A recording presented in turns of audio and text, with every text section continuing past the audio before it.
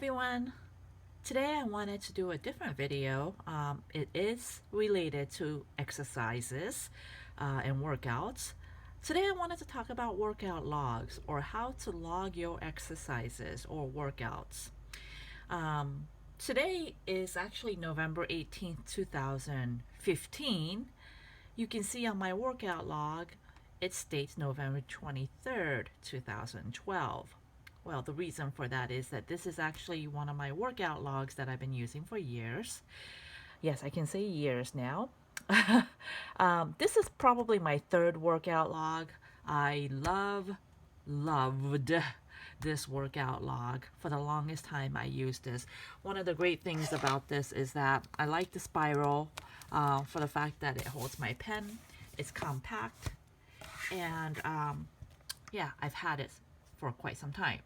And like I said, this is about my third one, but I wanted to write workout log, and I thought I was gonna put more decorative stuff and stuff, but I'm not very artistic. And this is a workout log after all. It's not anything fancy. So I just needed a way to log my workouts. And so this was a practical, a very simple, a very basic log. So inside here, I basically just cut and pasted the levels of my workouts and workout types. So I follow my own workout program. I do mainly HIIT. So there's either maximum rep time challenge, maximum rep, or AMRAP. Those are the ones that I really do on a regular basis. I like them because they are intense, very highly intensive workout, and they're quick. It's about, the longest at one, I think, is like 15 minutes. I mean, you can stretch them out longer depending on how you feel. But generally, most of my workouts are about 10 to 12 minutes.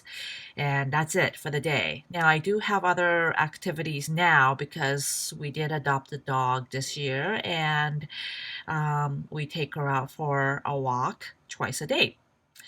So this really is just a way for me to log my exercises and log my score or time if it's a time challenge. And basically what I do is I just write down my workouts that I'm doing.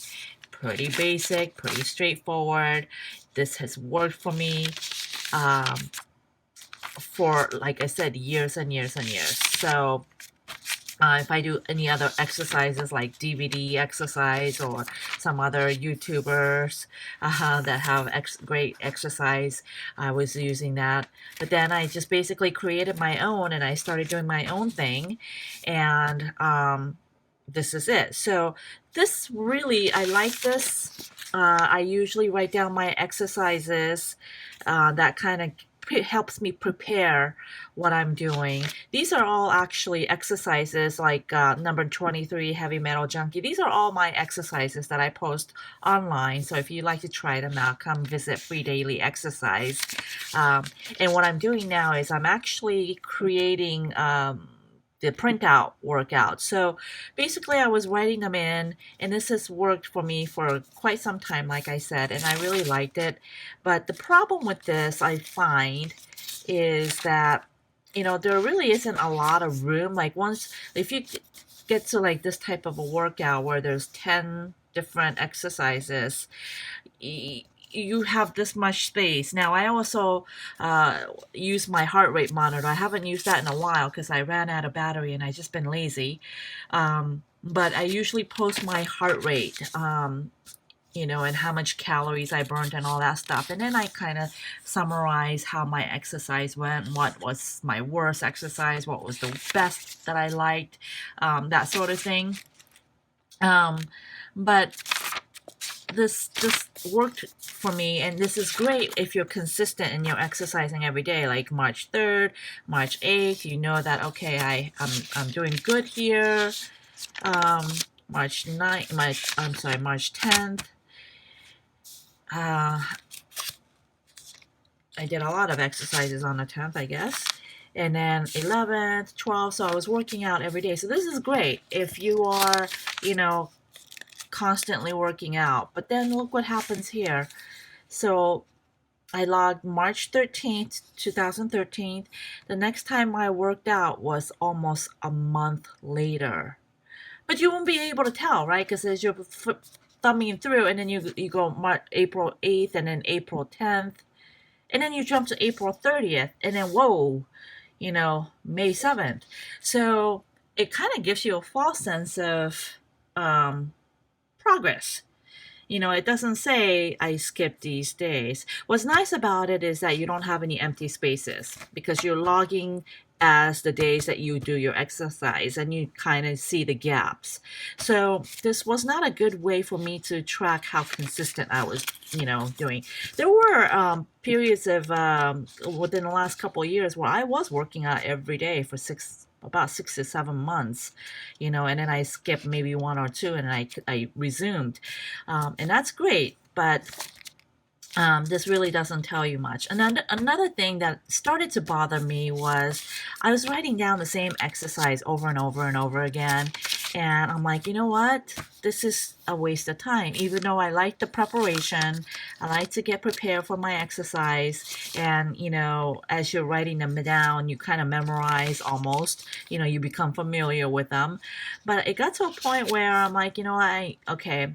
Some days I have a good penmanship. Other days I'm just kind of like fumbling through, and I'm like, you cross it out and it's ugly. Now your journal becomes very ugly. Look at that, chicken scratches, that happens anyways because you're tired. So I kind of started using printouts instead, and just been washi taping it. And that was towards the end here. Okay, so this is a printout. And what I liked about this idea was that you can write your reps, or your time if you're doing time challenge.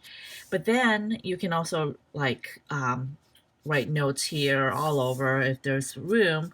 But if you run out, you could actually use the back of the workout here, or you could right here.